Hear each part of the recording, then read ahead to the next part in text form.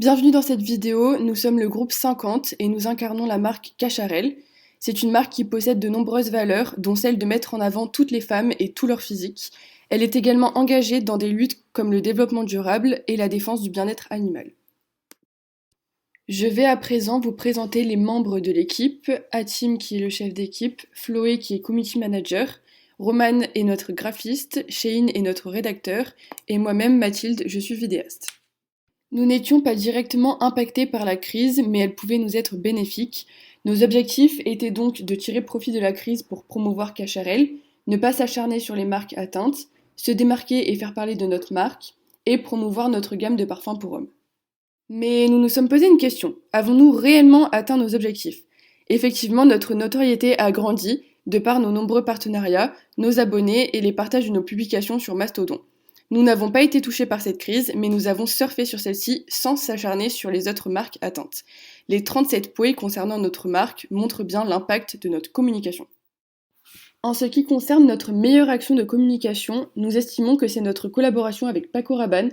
Ce partenariat sur le long terme a pour but de collecter des fonds pour l'association Femmes Solidarité. C'est une association qui représente bien les valeurs que nous incarnons.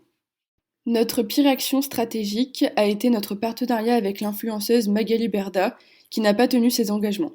Elle a uniquement fait un post pour annoncer la collaboration, mais n'a pas promu nos produits.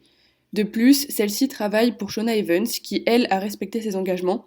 Cependant, à travers les posts, on pouvait sentir un manque de professionnalisme, avec beaucoup de fautes d'orthographe, ce qui aurait pu entacher notre image et décrédibiliser notre marque. Nos points forts pendant cette crise ont été notre bonne organisation au sein de notre équipe, avec des tâches bien réparties, une bonne entente générale avec les autres acteurs, l'anticipation, en effet nous avons été avant-gardistes, par exemple avec le post sur nos produits non testés sur les animaux. Le lendemain de ce post, une crise concernant les produits testés sur les animaux s'est déclenchée. Nous avons su jouer sur l'empathie et sur l'émotion grâce à nos partenariats avec des associations qui défendent des causes importantes.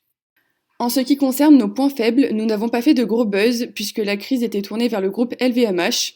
Il était donc délicat de créer un buzz autour de nous au risque qu'il devienne un bad buzz. Nous avons préféré jouer la sécurité et ne pas s'acharner sur les acteurs touchés par la crise. Nous avons des recommandations pour un prochain groupe qui incarnera Cacharel, donc nous leur conseillons de choisir une ligne de conduite pour la simulation et de s'y tenir jusqu'à la fin, de ne jamais s'acharner sur les autres acteurs au risque d'entacher l'image de marque de Cacharel. De plus, il faut s'allier à des marques qui ont les mêmes valeurs en faisant des partenariats pour augmenter sa notoriété, et enfin mettre en place une charte éditoriale et graphique pour tous les posts. L'équipe Cacharel vous remercie d'avoir regardé cette vidéo.